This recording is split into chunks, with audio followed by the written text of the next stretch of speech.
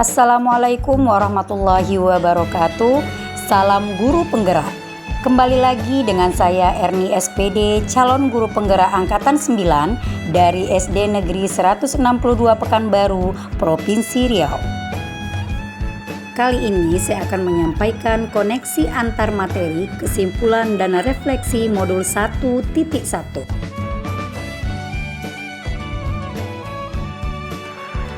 Pendidikan dan pengajaran menurut Ki Hajar Dewantara.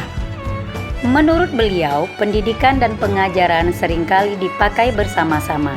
Pengajaran itu merupakan salah satu bagian dari pendidikan, yang bermaksud pengajaran itu tidak lain adalah pendidikan dengan cara memberi ilmu yang berfaedah untuk hidup anak-anak, baik lahir maupun batin.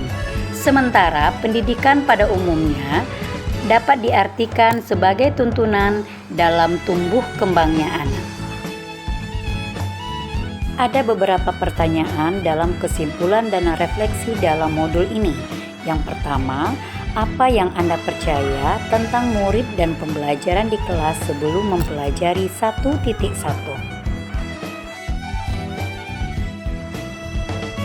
Sebelum mempelajari modul 1.1, pembelajaran yang saya lakukan selama ini hanya mentransfer materi saja, karena saya berpikir tuntasnya materi lebih penting daripada membentuk karakter murid.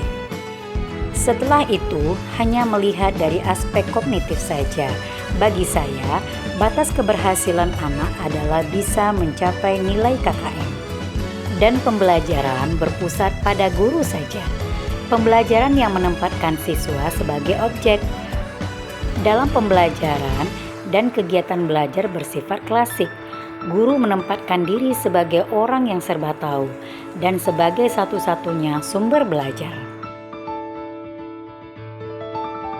Pertanyaan kedua, apa yang berubah dalam pemikiran Anda setelah mempelajari modul ini? Setelah saya mempelajari modul 1.1 tentang pemikiran Ki Hajar Dewantara, saya mengerti apa yang saya lakukan selama ini ke murid tidaklah tepat. Karena pembelajaran yang harus dilakukan bukan hanya pembelajaran kognitif saja, namun aspek pembelajaran tersebut melainkan kognitif, afektif, fisikomotor, spiritual, sosial, dan budaya.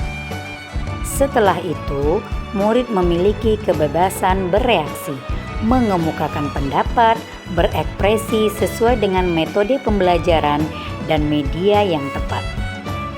Dan guru sebagai fasilitator dalam proses pembelajaran agar tercapai pembelajaran yang menyenangkan.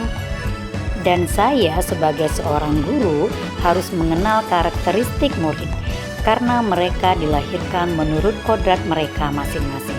Karena murid tidak ada yang sama, bahkan kembar sekaligus, mereka memiliki kodrat alam yang berbeda-beda.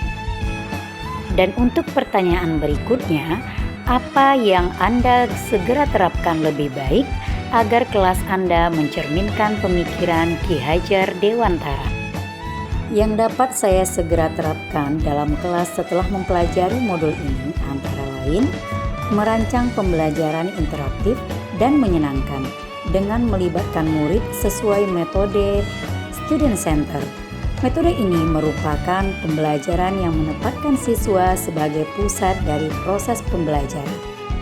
Menerapkan pembelajaran yang sesuai dengan pemikiran Ki Hajar Dewantara, yaitu berpikir kritis, kreatif, berkolaboratif, dan komunikasi dengan menerapkan konsep memerdekakan murid.